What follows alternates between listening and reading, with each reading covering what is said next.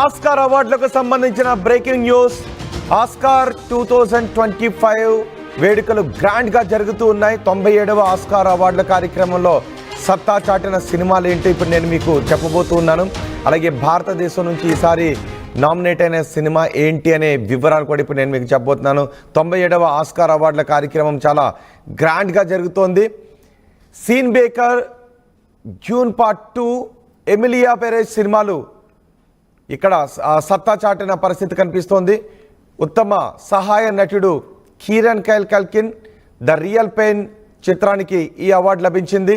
ఉత్తమ సహాయ నటి Zoe Saldana, Emilia Perez best screenplay Anora చిత్రానికి వచ్చింది. Best adapted screenplay Peter Straughan, ఉత్తమ costumes design Wicked Paul Tazewell. So ఈ 97వ ఆస్కార్ అవార్డుల కార్యక్రమం అంగరంగ వైభవంగా జరుగుతోంది.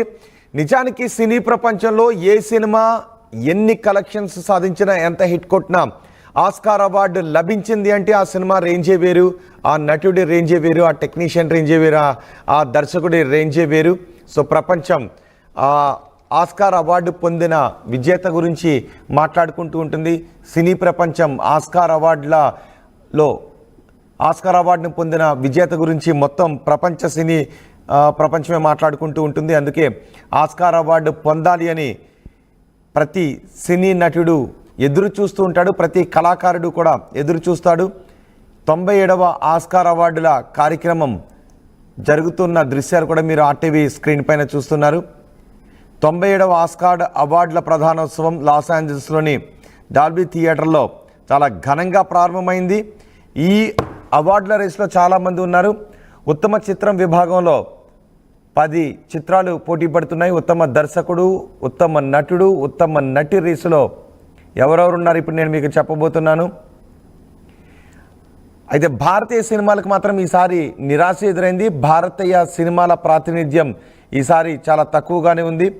ఆస్కార్ అవార్డ్స్ లిస్టులో నిలిచిన భారత చిత్రాలు కంగువా, ఆడు జీవితం, ద గోట్ లైఫ్ ఇవి ఉన్నప్పటికీ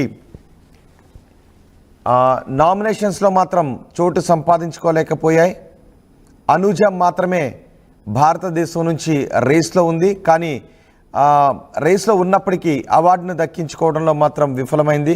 ప్రియాంక చోప్రా, గునీత్ మోంగా నిర్మించిన షార్ట్ ఫిల్మ్ ఇది.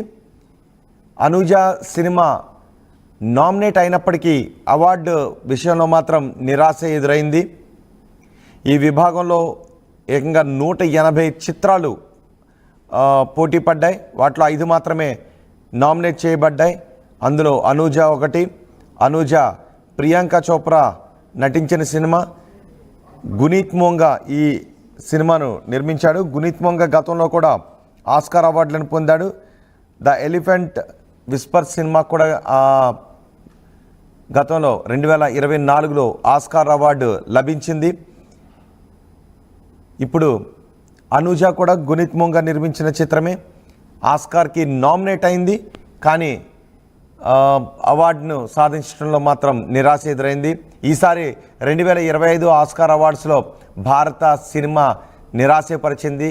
మనం గత అవార్డులో చూసాం, భారత సినిమాలు ఆస్కార్ అవార్డులను సొంతం చేసుకున్న సందర్భాల్లో మొత్తం భారత సినీ పరిశ్రమ ఆనందాన్ని వ్యక్తం చేసింది. నాటు నాటు